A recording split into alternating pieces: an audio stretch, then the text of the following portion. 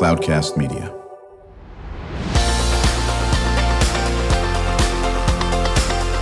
Drew Schlosberg Spotlight on the Community Show, amplifying the voices of social impact organizations, entrepreneurs, local nonprofits, and other community champions who shape the culture, creativity, and connectivity of San Diego. Brought to you by Mission Fed Credit Union, bringing good things to San Diego for over 60 years. Learn more about what is good for you and good for all by visiting www.missionfed.com. I'm Drew Schlosberg of Cloudcast Media. It is always a spectacular day when you get to interview one of your longtime friends and colleagues. And if the name is going to sound familiar, we had her wonderful husband on earlier, and that is Angela Bass. She is the Assistant Superintendent of Learning and Leadership for the San Diego County Office of Education. How you doing, Angela? I'm great. Thank you. How are you? I'm doing just fine over here. And we had Wendell on, one of our amazing educators, a principal at Lincoln High School, did a great interview a few weeks ago. And it's funny, we literally ran into the Basses at Costco, and I mean literally ran into with our carts over here. Hadn't seen them in a while. And Angela, joined by my co-host, Kristen Fogel. She is the Executive Director of San Diego Writers, Inc., been doing great things in Liberty Station, teaching people how to read and write and all that, 20 years. And I know you've got a question for Angela right out of the gate. I do, yeah. So Assistant Superintendent of Learning and Leadership. That sounds like a big, important title. Can you tell us a little bit about what you do for the district? Well, for the county, we support all educational the initiatives in there? Yeah, educational work, all the support to the 42 school districts. Wow. We provide all the opportunities for student curriculum, teacher professional development, and leadership development. Okay. Yeah, and I know something, and again, I'm going to date myself. I won't give years on this, but I knew Angela when she was at San Diego Unified a billion years ago. Well, it wasn't quite a billion years ago. About a billion. Yeah, about a billion. I was writing curriculum, of course, for the district, and Angela was a great principal at Baker Elementary, if I remember that correctly. Am I right in that? No. Wasn't that Baker? Where was it? I was at Daylord Elementary, and then at Encanto. Encanto, okay, very good. See, my memory is gone on this thing over here. You're usually pretty good. Yeah, well, I'm not sure about that. But, so I've known Angela for a while. When did you move over to the County Office of Education? Just this last year. I officially retired from San Diego Unified in 2011. Okay. On the belief that I could do more work. So I retired, and then I worked for two nonprofits, and one of them was New Leaders, New Schools for New Leaders. And so I really felt like my gift and my calling was to develop leaders,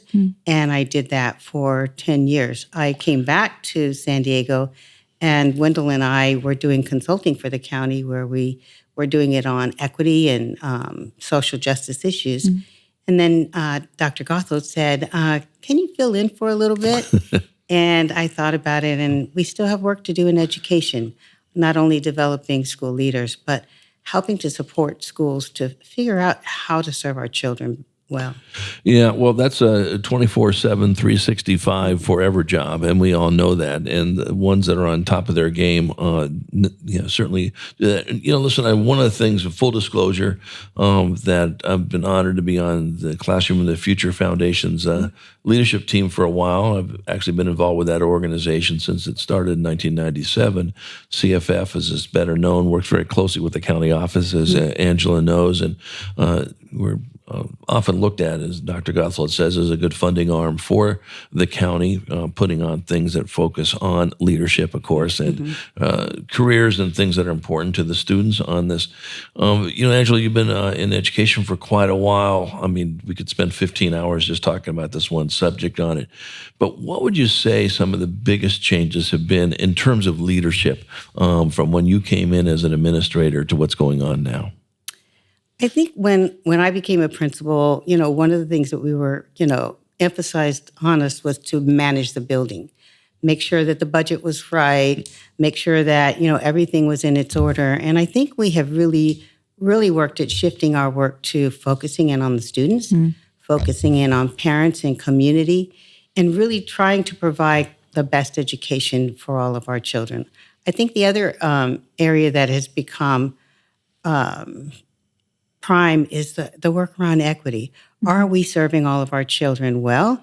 And how do we know? And so I think we've moved from like kind of a technical support to schools and things would take care of themselves, which they kind of didn't. But we're now moving closer to how are we developing relationships, knowing our students, knowing our families, and providing the services that are needed based on that information. You know, one of the things that I think it's a Bass DNA, to be honest with you. And what I love what Wendell said, and I know you ooze this too, Angela, is how can you become an educator if you don't believe every kid can succeed? And every single kid, I don't care what they look like, upside, Martian polka dot doesn't make a difference. Who cares? Every kid that comes through that door, and it sounds like an obvious statement, but does not necessarily talk about that. Right. I think that people come into education for many reasons. I think they're good at curriculum, but I think the essential is that you've got to love children. You've got to love this space where children are curious and they want to grow and develop. And we have to, as leaders, try to inspire that. We've got to find out who our teachers are too. And they're human beings and they come with their lived experiences. And really taking that time will make sure that we get closer to classroom needs and meeting the needs of our students. Number one, I believe our children are brilliant. There's no angel dust on one part of the community and not on the other. And so when we see our children as reflections of ourselves, then we can teach them anything. They are here and ready to learn. But I also think we have to stay up with what's happening in their environment. And as you know, today, there are so many other things that they do to entertain themselves that our teaching and learning has to be premier. It has to be connected to their lived experiences and to their world. So, yeah, you're absolutely spot on. You know what's so funny about this? I think I say this way too much on my show. It's stuff that we've known since people were walking upright. Heaven forbid. Really, none of this is so amazing.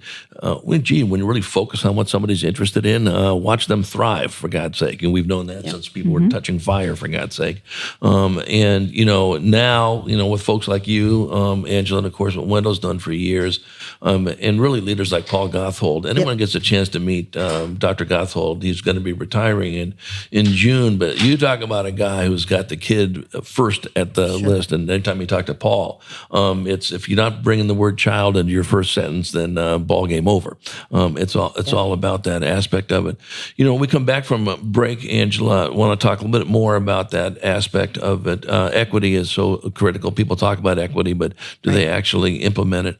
Right. I know Kristen has a 5-year-old, and she's very laser beamed on her kids' learning. And so maybe there's some questions you might have from Angela on that as well when we return with Angela Bass, Assistant Superintendent of Learning and Leadership for the San Diego County Office of Education. I'm Drew Schlosberg, and you're listening to another edition of Drew Schlosberg Spotlight on the Community Show. We are the nation's longest-running community podcast, now 18 years.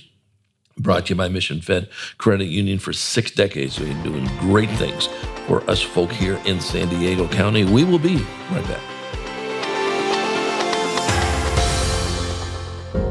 When you do your banking with Mission Fed, you get great rates on auto and home loans. That's good for you, but something good also happens for a lot of other people. We're not for profit, so we put money back into the community to help lots of great nonprofits to keep San Diego strong. So you're not just getting something good, you're doing something good. Come to Mission Fed. It's banking that's good for all. Brand amplification is the DNA of Cloudcast Media, and our code is the powerful blending of sound, voice, and storytelling to lift local brands and their communities. Whether it is our Brandcast, Schoolcast, or Causecast platforms, the unifying ethos is all about this community, the one you call home. If you dare to dream and want to explore the brand amplification of Cloudcast, a national leader in local podcasting and other Winfluence strategies, please visit us at cloudcast.us.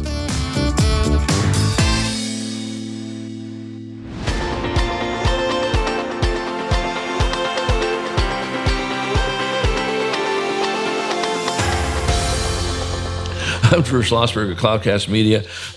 We are back on Drew Schlosberg Spotlight on the Community Show. We are the nation's longest-running community podcast, now in our 18th year, brought to you by Mission Fed Credit Union, broadcasting in these very cool Mission Fed studios here in Scripps Ranch.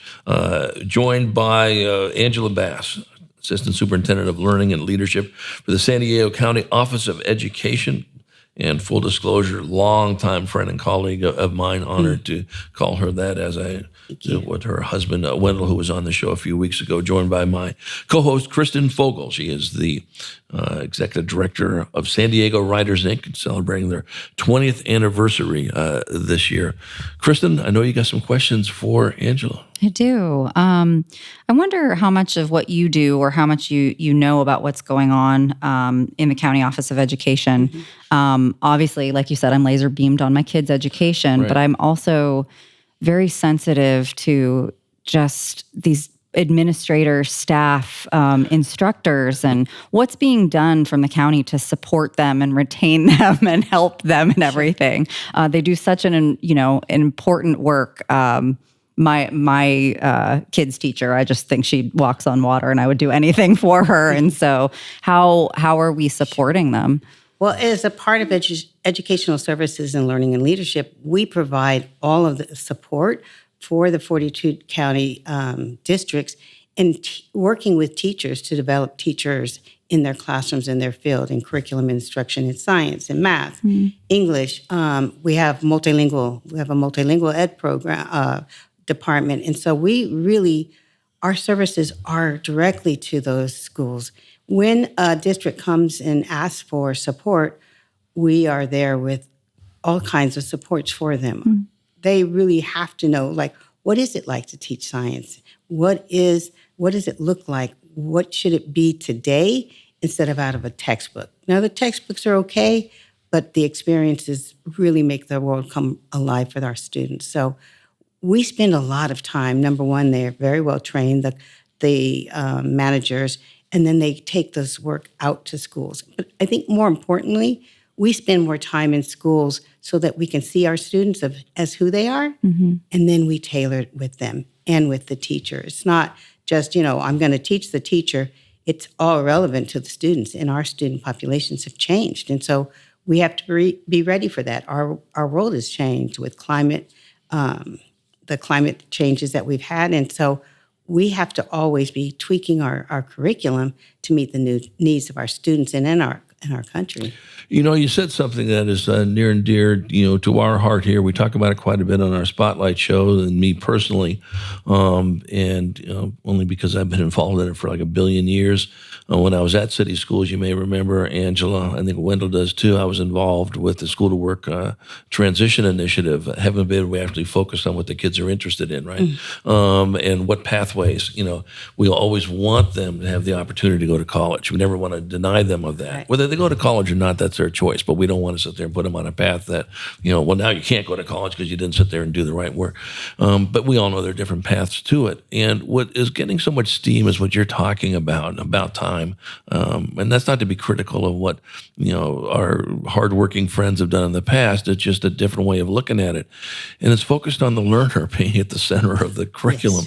Yes. I'm not sure if you know Devin Vidishka. We worked very closely with Devin, former superintendent at Vista. There's a whole new collaborative called the Learner Center Collaboratives in about 120 school districts around the country. We're working really closely with them at CFF because it's all focused on what does that kid need? And you meet them where they are. Talk about how important that is, Angela. What I know and what I say, again, I'm sure your child, boy, girl? Boy, he's brilliant. He already has assets walking in the door.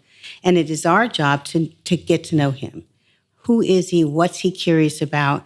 And then wrap around the things that we need to make sure he has access to. Number one is reading. When a child can read, my vision, read by first grade, the access to the world is just multiplies. And so getting to know him, his likes, and placing materials and resources around him and his classmates really gives you a better construction of the class, a more realistic, a more enthusiastic. Kids come to class. I remember at Encanto, where at a time they didn't have resources. There weren't enough books, supplies, And by the time I left, I was there 2.5 years. These children wanted to learn. We have to know that they want to learn, but it is what they learn, what intrigues them. And we would have books outside the door, and kids wanted to see what the new book of the week was. And so we have to continue to make them curious, and we have to have teachers who are exploring that 7 and 24. What am I going to bring to the classroom? What joy am I going to bring to the classroom? I think there are consistencies that we have to have in classrooms, but one of those is joy, love of learning. And I think sometimes we get so busy in focusing on structures, and we lose it because our kids, they're people, they're beings. They want to be out there learning. Everyone doesn't sit in a chair for 6 hours a day. Absolutely. Come on, let's... Myself included, yeah. Yep. And so we're having to train and work with our teachers to figure out what does a great classroom look like. And one classroom might be different based on its students than another. You know, it's funny. So now I'm going to be on my soapbox for the 4 billionth time on this aspect of it. As Angela and Wendell know, I was a past president of the Greater San Diego Reading Association, and many moons ago developed curriculum. I actually still have a curriculum business, believe it or not. I'm focused on using the newspaper. What a shock to Angela and Wendell to teach critical reading, still going on, but. Whenever I have my friends on from VAPA to talk about this, I go, well, when Drew runs the world, okay, first everyone should run and go to a different planet. That's one. But two, you can teach so much stuff through visual performing arts, through athletics, through sports, and all this aspect of it. So you can teach physics and science and language arts. And to the point that Angela's making, if it's fun, they don't look at it as learning in many different ways on this. Angela, so what can our listeners do to help support your efforts? I mean, the content you provided is wonderful. I mean, I wish I could beam this into all 42 school districts and so forth. But if someone's listening and says, boy, I need to have Angela come out and talk to my students and all that, how do they get a hold of you, and what services do you offer? Like I said, you can come to the San Diego County Office of Ed, and you can reach me through the website. What I think is really important is that people get involved in schools. If you're working, can your company give an hour a day? If you're retired, can you come and read a book? Our children need to see our community engaged with us. And sometimes we think, here's the schoolhouse, that's their job. And then, we are the community. Stores, resources, partnerships are really, really important. So number one on my list is read, any opportunity. And I remember I had newspapers in my classroom every single week.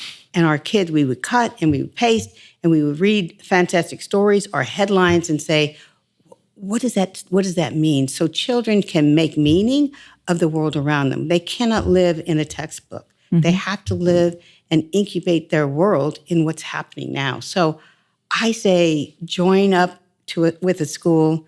Schools can contact us. We're working with teachers all the time, but we also work with our school leaders because leaders have to know kind of what are the conditions that are happening around us now that they need to prepare and create a community of learners, create a community where they are family and they're connected to their community. So we can't just connect out, we need to connect in. You're so spot on that. One of the things that we talk about quite a bit is listen, that's great advice. And the schools sometimes are looked at as a little bit too insular.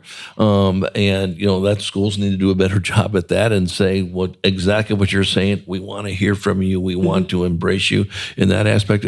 How much do you see the other parents, Declan's 5, right? Yes. Work with you and work with the school? Or you are an anomaly? It's pretty much you doing a lot of the work. And then you put on a huge book fair, didn't you? I did. I just put on a huge book fair for my child's charter school. So every child, TK through 8th, received a free book, and then there were several left over. It was a huge undertaking, but it was beautiful just to see the joy. And I think that his school really cultivates this community aspect. It's I grew up that way. I grew up in a church community and an elementary school that was attached, and I just grew up with that everybody pitches in, that's what you do, right. that is part and parcel of being part of a community. So this school is the same, and I hope for every school. I think it's really important for kids to see is just you're a part of community, however you can fit in. And there are a million different ways to do so. And I think we all want a sense of belonging, whether we're a student, 100%, whether we're a teacher, whether we're in the community. When we give and we care for one another, there is that sense of belonging that kind of is missing. I mean, it's there, but not as much as we want it to be, and we know it can be. So I think when a child knows he belongs, they thrive. They thrive. Yeah. Well, and what comes with that is so many different things. And again, you know this being a lifelong educator, as does Wendell, in this aspect. When they feel they belong, they feel they have a voice. Yes. Someone's actually listening to me, okay? Your voice does matter. It matters big time if we're going to, really enhance what's going on in the classroom on this. And, it just, we all know this. When you feel like you belong, you feel like you can grow a relationship, the world is all about relationships, That's right. Whether it's with the school community, whether it's with the neighborhood and that aspect of it. I think you bring some great points on this, Angela. It's funny. I remember when you were still at City Schools, if I'm not mistaken, when there was a short teacher strike. I think it was 1998. I was vice principal. I know you were. It was like 3 days because I remember I got a call from some of the folks saying, "Can we use your curriculum in the schools because we're going to have a substitute in every single school at the time," and blah, blah, blah. But it was an interesting story in the Union Tribune that came out on a survey of parents. What do you think about education? And they go, wow, the schools can do so much better. Oh, really? Well, how do you feel about your kid's school? No, my kid's school is phenomenal. Are you kidding me? It's not my kid's school. It's that school. It was so what was working was they really believed in their kid's school. That's important. But you know what? They're all doing great stuff. They're all working hard, and you need to pitch in on that. What's your website or your email so people can get a hold of you? And hopefully you won't be buried by 4 billion emails. And you can hand off some to Wendell. He'll take care of those. abass@SanDiegoCountyOfficeOfEd.net. Right. SDCOE. Right. We're talking with Angela Bass. She's the Assistant Superintendent of Learning and Leadership for San Diego County Office of Education. I'm Drew Schlosberg. You're listening to another edition of Drew Schlosberg Spotlight on the Community Show, brought to you by Mission Fed Credit Union, joined by my co-host, Kristen Fogel. She's the Executive Director of San Diego Writers, Inc. Does your group go into the schools, or do the schools come to you for writing? Yeah, I've worked with homeschool groups, and then at Liberty Station, we have a program called Liberty School. So we've both gone into schools, and schools have come to us. Yeah. Right. And then I've worked with various, as a teaching artist, I've, taught like math to first graders through theater and, just trying to work in curriculum in new and kind of creative ways. So, yeah. Well, that certainly gets to that point. Angela, any final comments? I just say, come and join us. I say we have to keep learning and keep listening. Our students do need voice, as you said, Drew. They do need to have agency so they can speak on their own behalf and really tell us what we need to know so that we can teach them well. They want to be there, but we have to be there to provide them something. So spot on. Well, what a joy to see you. And as usual, no surprise, great comments. One of our new members of the Cloudcast team, Brandon Joe, just said, you've got a whole bunch of quotable things. I bet you'll probably see him blasting out some stuff on social media on some of the things you've said. So good seeing you. Thank you. Great seeing your husband who's sitting right next to you. But Wendell didn't want to say anything, but he's out there shoulder to shoulder with you forever. He's waving through the internet. Promise me somewhere down the road you'll come back and bring in maybe some of the teachers or leaders or whatever that you've worked with that can use these great examples and so forth. That'd be wonderful. It'd be a pleasure to do that, and thank you for having me. Absolutely, it's our pleasure. Angela Bass, Assistant Superintendent of Learning and Leadership for San Diego County Office of Education. Thank you very much, Kristen Fogel, as always, for being my co-host. I think you enjoyed this interview. I did. I always do. I know you do. That's good stuff here. I really appreciate that. And again, you've been listening to Drew Schlosberg Spotlight on the Community Show, the nation's longest running community podcast here on Mission Cloudcast Media, brought to you by Mission Fed, doing 6 decades of great things for San Diego County. We hope you enjoyed the show. You've been listening to an episode of Drew Schlosberg's Spotlight on the Community Show, amplifying the voices of social impact organizations, entrepreneurs, local nonprofits, and other community champions who shape the culture, creativity, and connectivity of San Diego community. Brought to you by Mission Fed Credit Union, bringing good things to San Diego for over 60 years. Learn more about what is good for you and good for all by visiting www.missionfed.com.